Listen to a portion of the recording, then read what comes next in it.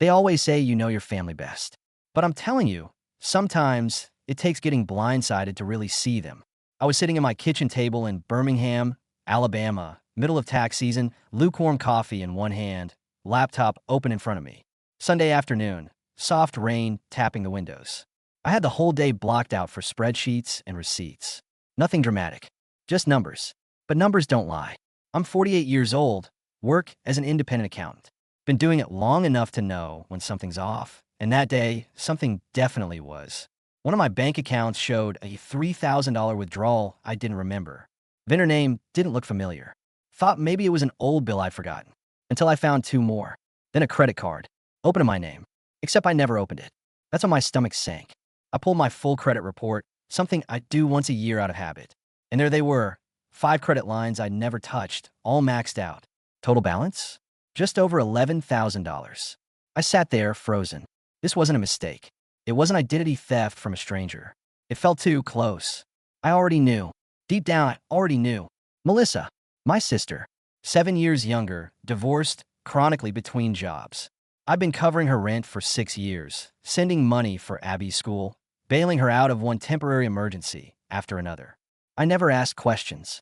My parents always said she just needed time to get back on her feet. Time, apparently, that she spent buying designer handbags and posting them on Instagram. And I paid for them, not just emotionally, literally. I stare at my laptop until the screen blurred, like if I blinked hard enough, I could rewrite what I saw. I couldn't. I knew every transaction, every account. She'd been using my name, my credit, my silence. And the worst part? I let it happen. I built the tracks, she ran the train over. I didn't call her. Not right away. I sat with it for a day. Then another. I went to work, smiled at clients, filed returns, balanced other people's books like my own life wasn't in shambles. But every night, I'd stare at my ceiling and see her face, laughing, carefree, maybe showing off another handbag on her story. No chum, no hesitation. On the third day, I drove to my parents' house. It was warm for February, the air thick with that humid bite Birmingham always gets before spring. My dad was in the yard, trying to fix the gutter again. He never asks for help, just waits until I notice and step in. I didn't. I walked past him and straight inside. Melissa was there. Of course she was. On their couch, legs tucked under her like a teenager, scrolling through her phone. She looked up, smiled like nothing was wrong, like I hadn't found 5 maxed out accounts tied to my name. I sat across from her. She asked how I was. I said I'd been better. Then I told her what I found. Her face didn't change. Not a single twitch. She just sighed and said something about confusion, how she thought it was a joint thing, how maybe the bank made a mistake. Said she'd look into it. I told her not to bother. I wasn't there for excuses. That's when it started. The defensiveness. The dramatics. She said I was overreacting. Said I'd always been uptight. Said I had no idea how hard it was raising a kid alone, trying to keep up appearances. Said the real betrayal was me showing up like this, ambushing her in front of our parents. I just listened. Then my mom came in, asked what was going on. Melissa burst into tears. Real or fake, I still don't know. My mom didn't even ask for my side. She went straight into comfort mode. Hugged Melissa. Shot me a look like I'd kicked a puppy. I didn't raise my voice. I didn't call her names. I just said one sentence. Check my credit report. Then I left. 3 days later, I got a call from the bank's fraud department. They wanted to verify a recent change of address and a loan application in my name, one I hadn't made. That was it. That was the line. I filed a police report that same afternoon. The officer was kind, if a little cautious. Said it happens more than people think. Said it's always messy when it's family. I handed over the credit reports, account statements, even printouts of Instagram posts where Melissa flaunted designer bags I'd unknowingly financed. I expected guilt, regret, maybe a frantic phone call begging me to drop it. What I got was an email with the subject line, "Let's talk like adults." She said it was all a big misunderstanding, that she hadn't meant for things to get this far, that maybe I'd been too generous and blurred the lines, that she never meant to hurt me. She was just trying to stay afloat. No apology, just rationalizations wrapped in passive language. Then came the real blow. My parents called, not to ask how I was, not to offer help, but to plead with me to drop the report. They said Melissa could lose custody, that Abby didn't deserve this kind of chaos, that airing this out would only make things worse. I told them I wasn't trying to ruin her life. I was trying to salvage mine. There was a pause on the line. Then my dad, in that tone he reserves for serious things, The tone that used to make me straighten up as a kid said, "Russell, sometimes you just have to let things go." I hung up, not because I was angry, not even because I was hurt. I hung up because I finally understood. They weren't asking me to forgive her. They were asking me to play dumb. Again, the notice came on a Tuesday. A beige envelope in my mailbox, return address from some debt recovery firm I'd never heard of. Inside, a demand for payment. $11,273.52. Due immediately. Garnishment pending. That's when it got real. Not just emotionally, financially, legally. I took the letter, walked back into my house, sat on the edge of my couch, and just stared at the wall. There's something about seeing your name next to a dollar sign and the words, urgent action required, that hits different. I didn't panic. Not right away. I'm an accountant. I know numbers. I know how to negotiate, how to deal with creditors. But this wasn't about spreadsheets. This was about watching my own name be dragged through the mud for someone else's shopping spree. That night, I scanned every document I had, organized it all into folders, highlighted timelines, outlined transactions. I didn't sleep, didn't eat, just worked, like building the case could somehow clean the mess out of my soul. The next morning, I met with a lawyer. He was younger than me, maybe mid-30s. Sharp suit, sharp eyes. Listened carefully, nodded, then said what I already knew. Yes, I had a case. Yes, the evidence was strong. But if it went to court, it'd be public, and messy, and slow. Then he asked a question I didn't expect. What are you hoping to get out of this? I didn't answer right away. Because the truth? I didn't know. Justice? Closure? Revenge? Maybe just a moment where someone looked at Melissa the way they always looked at me, with doubt. I left his office with options. I could press charges, or I could give my parents one last chance to make it right. So I did. I showed them the letter, showed them the numbers, told them this wasn't theoretical anymore. To my surprise, they didn't argue, didn't guilt trip. They just nodded. Then my mom disappeared into the other room, came back with a checkbook. She asked how much. I told her. She wrote the check. It was the quietest conversation we'd ever had. You'd think that would be the end of it. Debt paid. Legal threat avoided. A quiet check passed from one generation to cover another's mess. Most families would call that closure, but not mine. 2 days after the check cleared, I got another email from Melissa. This one wasn't calm. It wasn't polite. It was angry, self-righteous, and indignant. She said I'd humiliated her, said I'd turned our parents against her, said I'd blown everything out of proportion just to make her look bad. She still hadn't said thank you. She still hadn't admitted anything. Instead, she accused me of caring more about money than family. Said I'd embarrassed her in front of Abby. Said I'd always resented her. I didn't reply. What could I say that hadn't already been ignored? She never cared that I paid her rent. Never cared that I bought school supplies for Abby, or covered car repairs, or paid the electric when she forgot again. That wasn't love. That was just expected. And when I stopped, I wasn't family anymore. The silence that followed wasn't relief. It was like an infection being drained, ugly, slow, necessary. My parents stopped calling. I didn't reach out. We all just drifted until the night Abby showed up. It was late, maybe close to 10. I heard the knock, soft but insistent. When I opened the door, there she was, 17 years old, hoodie pulled tight, eyes rimmed red like she'd been crying in the car. She didn't say anything at first, just stood there, holding something in her hands. A small envelope, folded once, my name on the front. I took it, stepped aside, let her in. She sat at the kitchen table, same spot her mom used to sit back when we had Sunday dinners. She didn't ask for anything, just sat quiet, staring at the wood grain. I opened the note. It said 2 words. I know. I sat down across from her, that little envelope still in my hand. She didn't cry. She didn't explain. Just sat there, picking at a frayed thread on her sleeve like it held the answers to every broken thing between us. I asked if she was okay, not because I expected honesty, but because it was the only thing that felt right to say. She nodded, barely. Then she said something I'll never forget. She said she remembered me fixing her science project when she was 9. Melissa had forgotten about it. The night before it was due, Abby was in tears, and I stayed up with her gluing macaroni to a cardboard solar system. She said I made her feel like she wasn't alone. That's what she remembered. Not the checks, not the school payments, not the things I thought mattered. It was a macaroni planet on a beat-up poster board. I don't know why that broke me, but it did. Maybe because it reminded me of who I used to be before everything got so complicated. Before love turned into obligation. Before helping became enabling. We didn't talk long. She said she couldn't stay.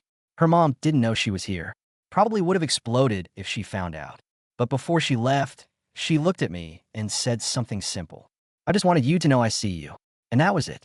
Door closed. Engine started. Tail lights disappeared down the road. And I stood there in my hallway, holding a piece of paper with 2 words that meant more than any apology I never got.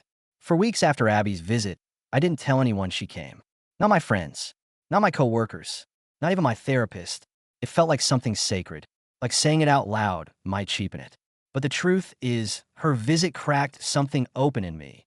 Not just about Melissa, but about me too.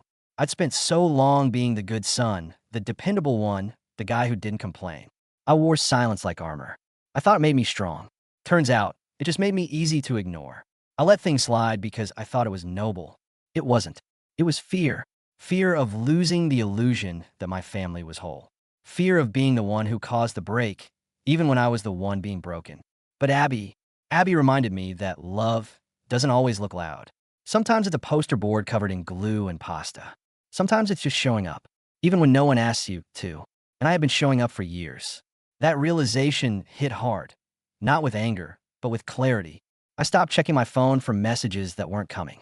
Stopped hoping for apologies that never arrived. Stopped defending people who never defended me. And I started something new.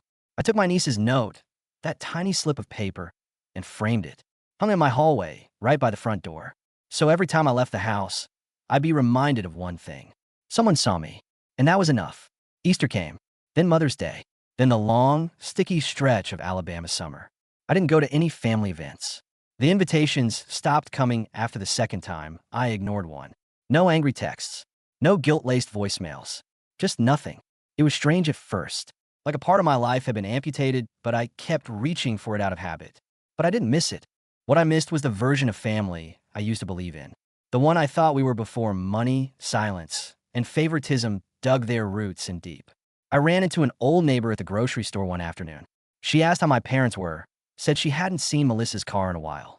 I shrugged, said we weren't as close as we used to be. She gave me that look, the one people give when they know something happened but don't know the details. Then she said something that stayed with me. She always seemed so delicate, your sister. Delicate, like a porcelain doll. Not a woman who defrauded her own brother and let her parents clean up the mess. They still talk about her like she's fragile. Like I'm the one who is too cold, too strict, too unforgiving. But I know the truth. I have bank statements. I have police reports. I have silence that stretched too long and a backbone that finally stiffened. And I have a niece who sat at my table and told me I mattered. They can keep their fragile illusions. I'll take reality. It was a Wednesday. I remember because I was standing in line at the DMV, the kind of place that makes you question your place in the universe, when my phone buzzed with a number I didn't recognize.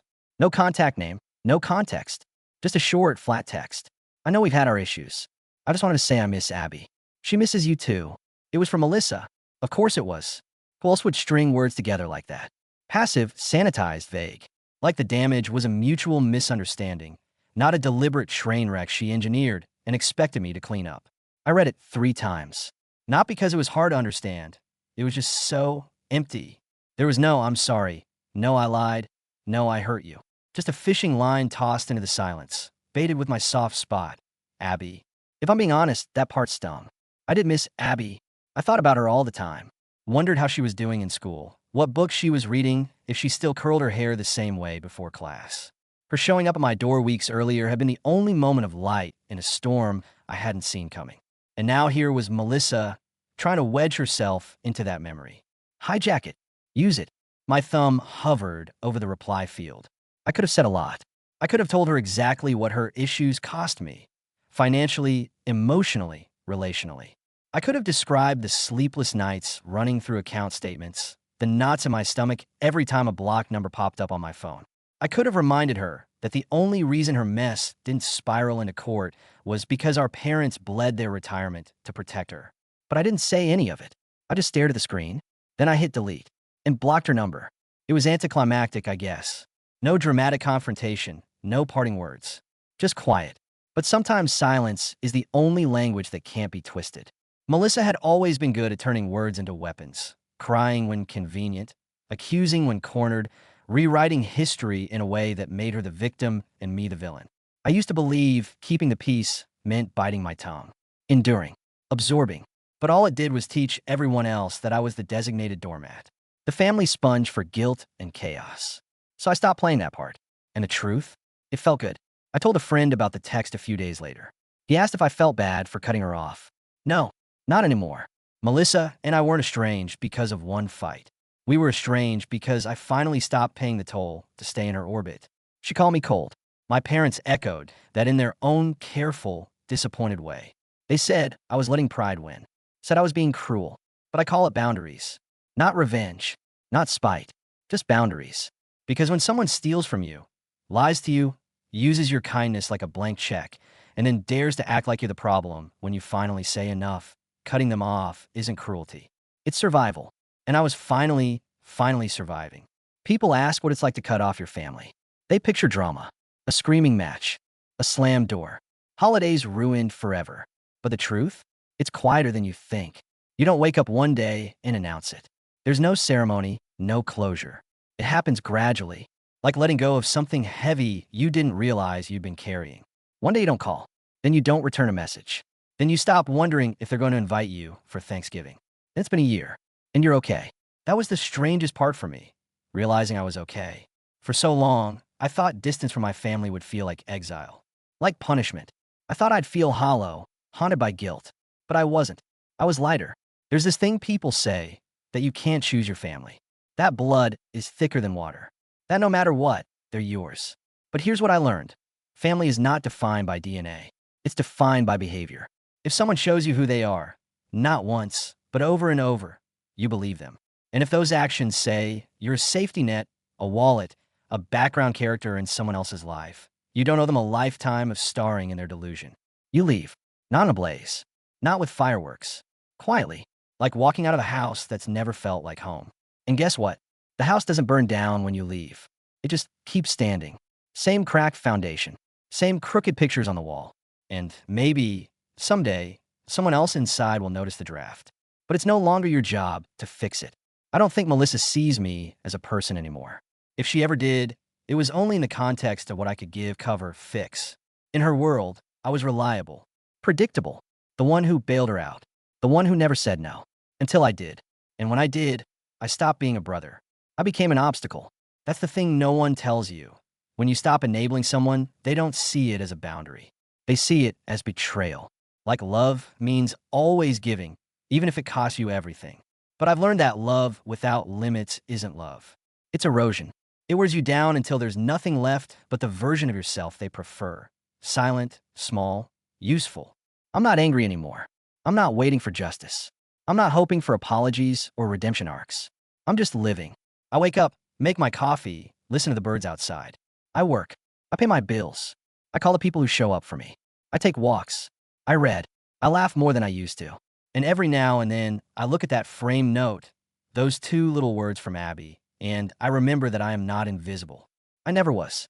I was just surrounded by people who pretended not to see me. That's the thing about truth. It doesn't always fix things. Sometimes it breaks what's already cracked, but it clears the air. It lets you breathe. Melissa might tell people I abandoned her, that I overreacted, that I turned my back on family. But I didn't turn my back. I stood up. And maybe that's what being a brother really means. Not covering for her lies. Not pretending her damage doesn't spread. Just being a man who finally decided to stop bleeding for someone who never once offered bandage.